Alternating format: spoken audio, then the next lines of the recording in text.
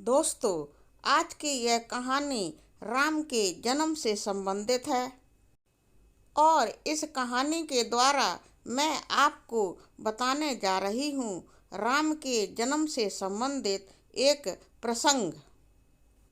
दोस्तों, बात उस समय की है जब अयोध्या के राजा दशरथ के यहाँ पर बहुत समय तक किसी भी संतान ने जन्म ही नहीं लिया था और इस वजह से राजा दशरथ बहुत चिंता में रहते थे। दोस्तों, आप इस चैनल को सब्सक्राइब करें और मुझे सपोर्ट करें प्लीज। आइए अब आगे राम के जन्म से संबंधित प्रसंग के बारे में फिर से बात शुरू करते हैं। राजा दशरथ के यहाँ जब कोई संतान काफ़ी दिनों तक पैदा नहीं हुई तो वह एक दिन काफ़ी सोच विचार करने के बाद अपने कुल के गुरु वशिष्ठ के आश्रम में जाते हैं और गुरु वशिष्ठ को प्रणाम करते हैं। गुरु वशिष्ठ भी उनके लिए उनको देखते ही एक आसन डाल देते हैं और कहते हैं कि महाराज दशरथ आसन पर विराजमान होइए। लेकिन दोस्तों, गुरु वशिष्ठ राजा दशरथ को जब एकदम शांत मुद्रा में बैठे हुए देखते हैं तो वह समझ जाते हैं कि महाराज दशरथ किसी विषय से चिंतित हैं। तत्पश्चात गुरु वशिष्ठ महाराज दशरथ से उनकी चिंता का कारण पूछते हैं। महाराज दशरथ अपने यहाँ संतान न उत्पन्न होने की समस्या गुरु वशिष्ठ को बताते हैं। तब गुरु वशिष्ठ महाराज दशरथ को समझाते हुए कहते हैं, हे महाराज, चिंता से होती है चिता बड़ी, मगर चिता से भी बड़ी होती है चिंता। ये बड़ी चिता नरक को भी जला देती है, इंसान को जलाकर निर्जीव कर देती है, पंच तत्व के इस शरीर को जलाकर नाशवान कर देती है। और इस तरह गुरु वशिष्ठ महाराज दशरथ को समझाते हैं कि चिंता चिता के समान होती है, मगर अधिक चिंता चिता से भी बड़ी हो जाती है। यह तो संपूर्ण नरक को भी जला सकती है। फिर इंसान क्या चीज है? इंसान तो सिर्फ पंच तत्व का ही बना होता है।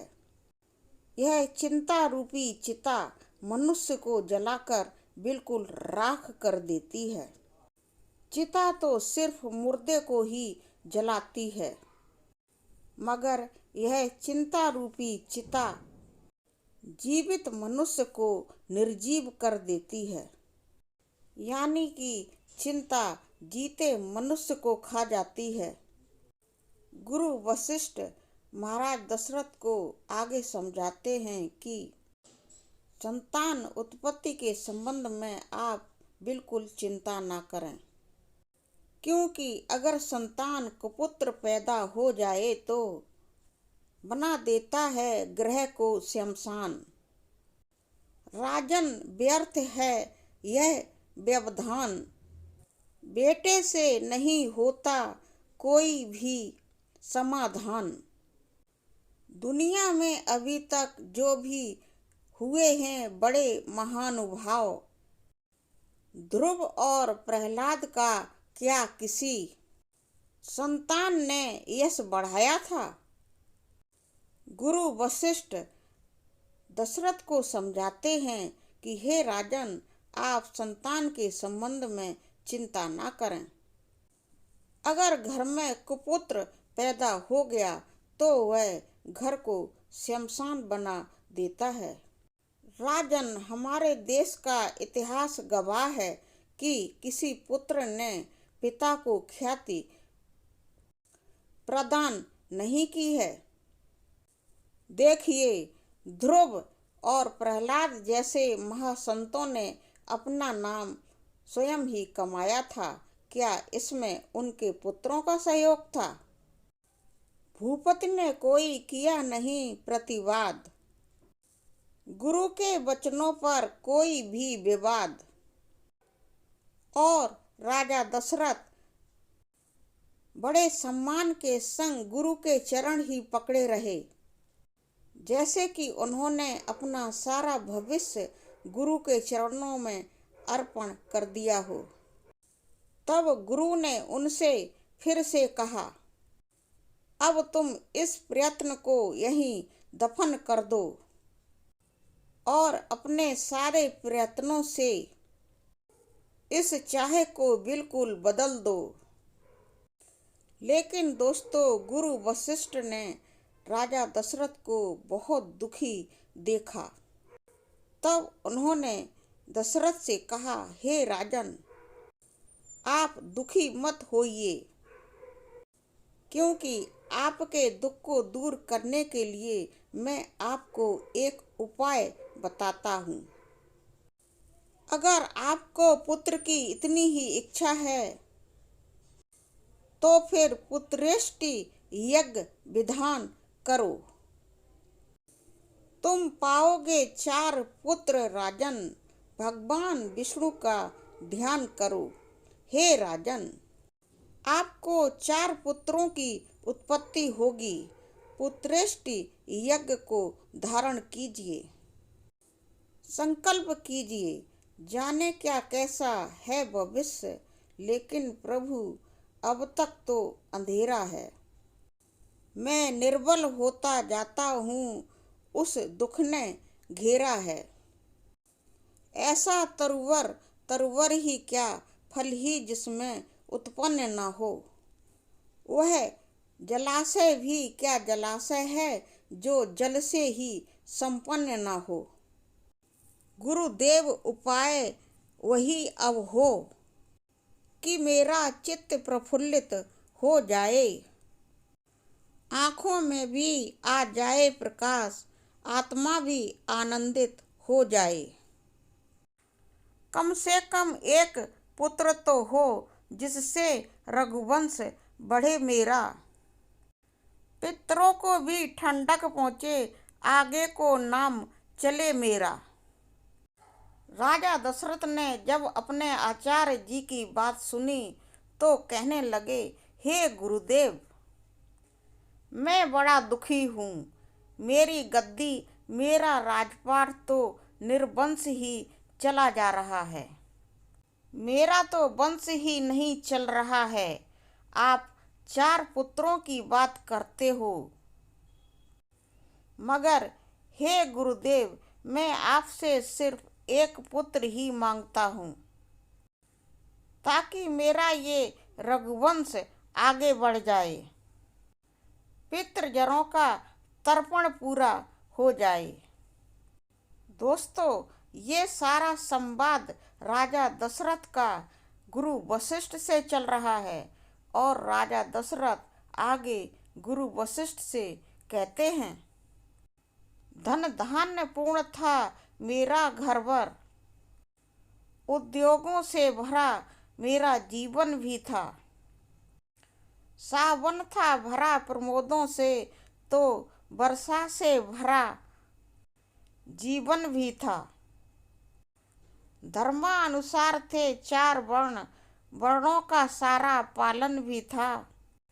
सच्चा व्यवहार मानविक था, संगठन चरित्र गठन भी था। सत्संग कथा वचन प्रवचन, अध्यात्म मनन चिंतन भी था। घर आंगन में तुलसी भी थी, घर घर में गोपालन था। सब था राजन के, पर पुत्र न था, दत्तक पुत्र भी कोई लिया न था। विधान ने बेटा दिया नहीं, घर तो दिया पर घर न था। महाराज दशरथ का कहना था कि हमारे यहाँ धन धान्य की कोई कमी न थी और उनका संपूर्ण अयोध्या नगर प्रसन्नता पूर्वक गुजारा बसारा कर रहा था। नगर में चारों तरफ खुशियां ही खुशियां थीं। चारों वर्ण अपने अपने हिसाब से जीवन यापन कर रहे थे, पर कोई कमी थी तो एक पुत्र की ही कमी थी। राजा दशरथ बिना पुत्र के ही जीवन निर्वाह कर रहे थे। राजा दशरथ बहुत व्याकुल थे। पुत्र न होने से जब नृप हो गए बिल्कुल उदास, हृदय व्यथा कहने लगे गुरु वशिष्ठ के पास। जब बहुत ज्यादा व्याकुल हो गए राजा दशरथ तो अपने गुरु से अपने दिल की व्यथा कहने लगे। पहले तो फल 4 चढ़ाए गुरु के चरणों में, फिर जलधारा के रूप में चढ़ाए अश्रु चरणों में। बोले विवाह कर लिए 3, अब तक कोई कमल खिला नहीं। राजा दशरथ कहने लगे, हे गुरुदेव, 3 विवाह कर चुका हूँ, बहुत लाचार हूँ। रघुवंश की नैया यही मझधार में डूब जाएगी। रघुवंश को आगे बढ़ाने वाला कोई पुत्र नहीं होगा। हे गुरुदेव, आप तो कई बार तरह तरह के विधानों से इस रघुवंश में पुत्र योग पैदा कर चुके हैं और आपने तो कई बार रघुवंश को आगे बढ़ाने के लिए यज्ञों का आयोजन भी किया है। दोस्तों, जब ये बात गुरु वशिष्ठ ने सुनी तो वशिष्ठ जी राजा दशरथ से क्या कहते हैं। पुत्रेष्टि यज्ञ के विशेषज्ञ श्रृंगी ऋषि को बुलवाना है।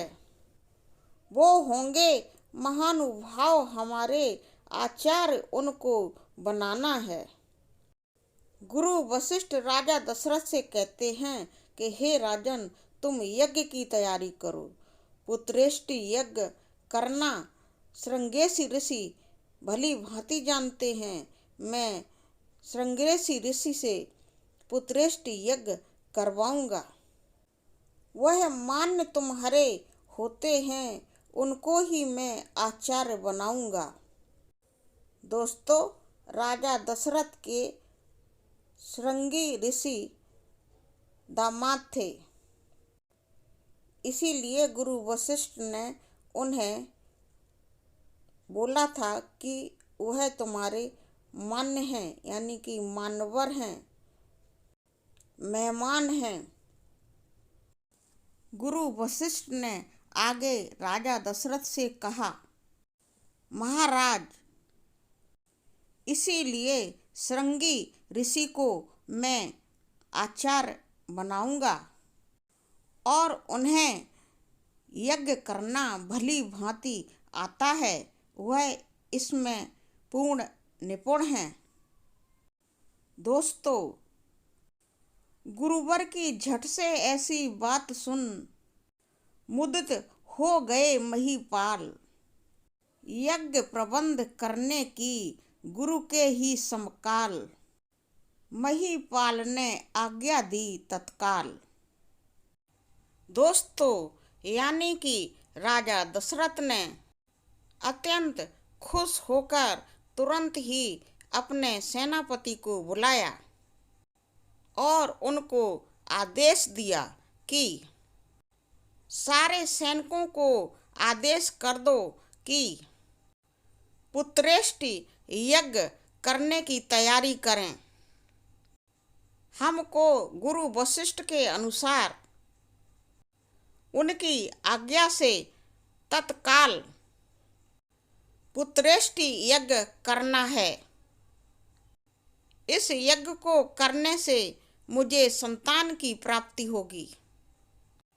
दोस्तों, गुरु वशिष्ठ ने श्रृंगी ऋषि को बुलाने के लिए सामंत को भेजा था और अब गुरु वशिष्ठ की आज्ञा को सुनकर ऋषि श्रृंगी अयोध्या आए। दोस्तों, और उस समय का सुंदर वर्णन कवि यहाँ पर इस तरह से करता है। श्रृंगी ऋषि ने अयोध्या में पुत्रेष्टि यज्ञ करने के लिए सारा प्रबंध, सारा आयोजन कर लिया है और यज्ञ शुरू भी हो गया है और यज्ञ की अग्नि में आहुतियां श्रृंगी ऋषि दे रहे हैं। देखिए श्रोताओं, आगे यज्ञ में क्या होता है। पूर्ण आहुति का जब दिन आया, ऋषि गणों ने आशीर्वाद दिया। हो अग्निदेव ने स्वयं प्रकट निज कर से खीर प्रसाद दिया। दोस्तों, जब यज्ञ पूर्ण रूप से संपूर्ण हो गया तो अग्निदेव स्वयं अग्नि में से प्रकट होकर के यह कहा कि हे आचार्य जी, यह दिव्य हवि मेरे हाथों से चतुरानन ब्रह्मा जी ने स्वयं राजा दशरथ के लिए भेजा है। हे राजन दशरथ, इससे तुम्हारे यहाँ पुत्रों की उत्पत्ति अवश्य होगी।